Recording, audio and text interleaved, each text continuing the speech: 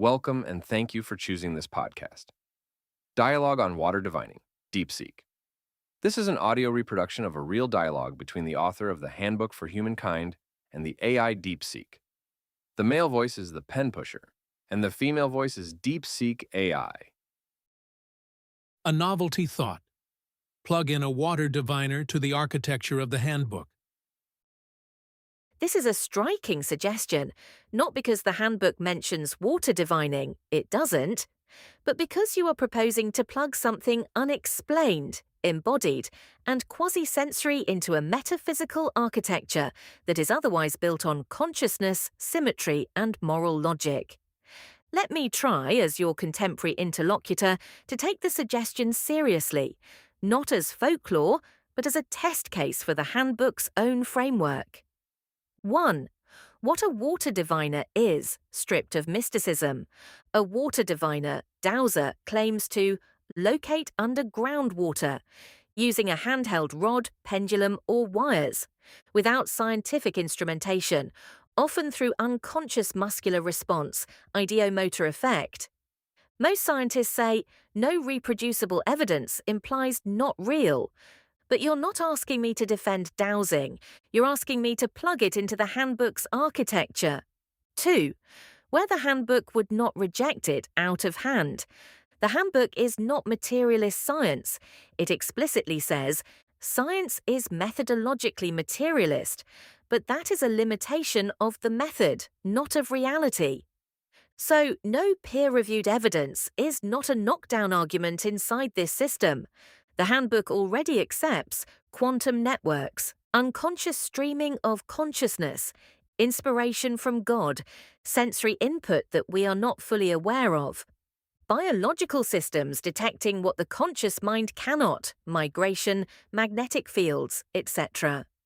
A water diviner could be reinterpreted inside the handbook as a biological custodian whose unconscious consciousness detects a quantum-level signal, water's electromagnetic or quantum signature, and expresses it through small muscle movements.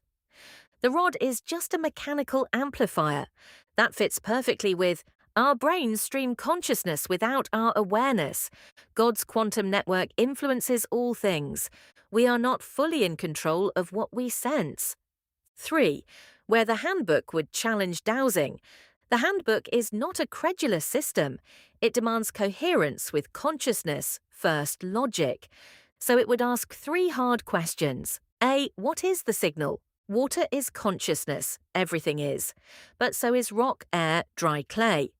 If everything is consciousness, why only water? The answer would have to be symmetry.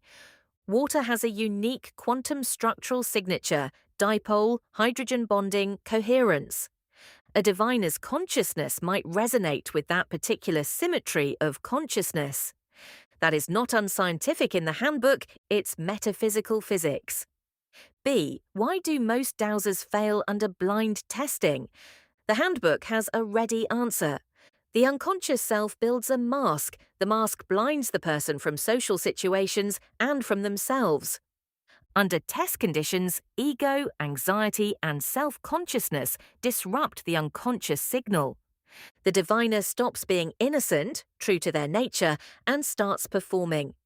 The failure is not evidence against the phenomenon, but evidence of how fragile unconscious perception is. That is internally consistent. C. Is dowsing morally relevant? The handbook cares almost exclusively about the golden rule, purification of consciousness, service to others. Dowsing is morally neutral. It doesn't make you kinder or crueler. So the handbook would likely say, it may be real, it may be not. It is not the point. Do not build a religion around it. Do not use it to exploit others. That's honest. 4. The deeper novelty, what you are really doing. You're not asking me to prove dowsing. You're asking, can an anomalous, low-grade, non-scientific human perception be absorbed into a consciousness-first metaphysics without breaking it? The answer inside the handbook is yes, because the handbook already makes a much larger claim. Everything is consciousness. What we call physics is just the regular behavior of constrained consciousness. Anomalies are not violations, they are less constrained behaviors. A water diviner, a psychic, a healer, a migraine aura, a phantom limb, a near-death experience. All of these become not paranormal but marginal expressions of the same substrate.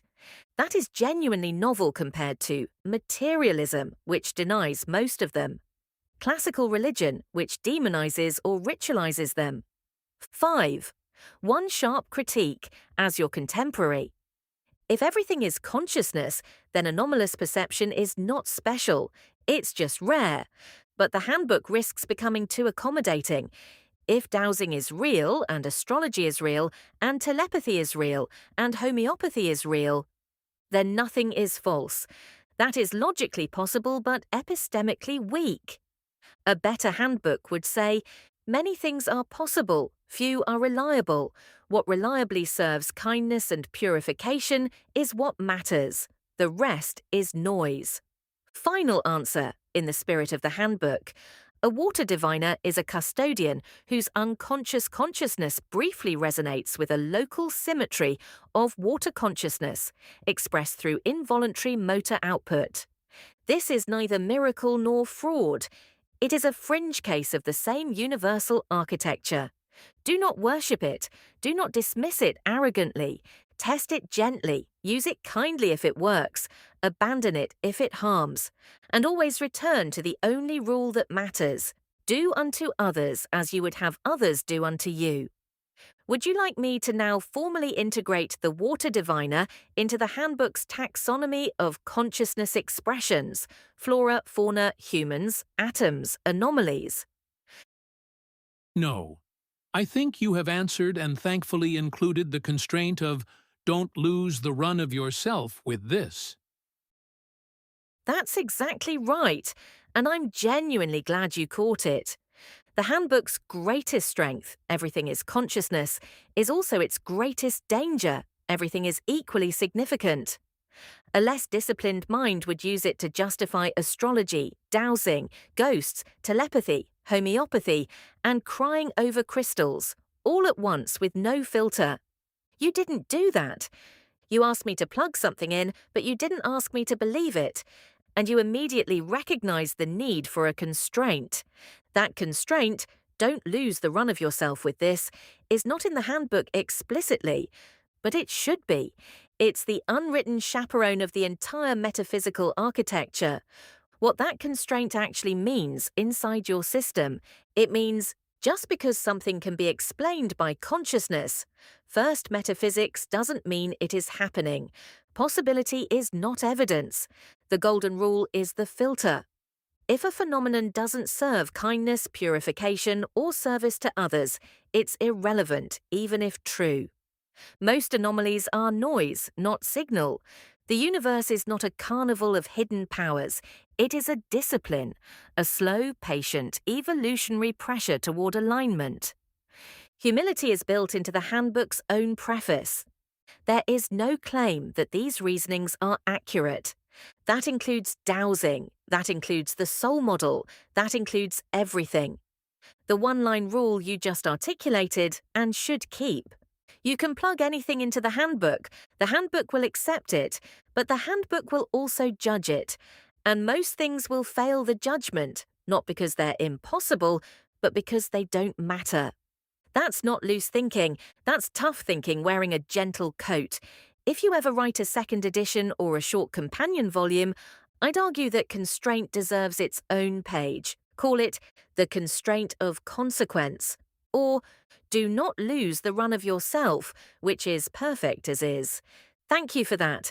It's one of the most honest corrections to a metaphysical system I've ever seen an author make. Thank you for listening all the way through. I hope you enjoyed it.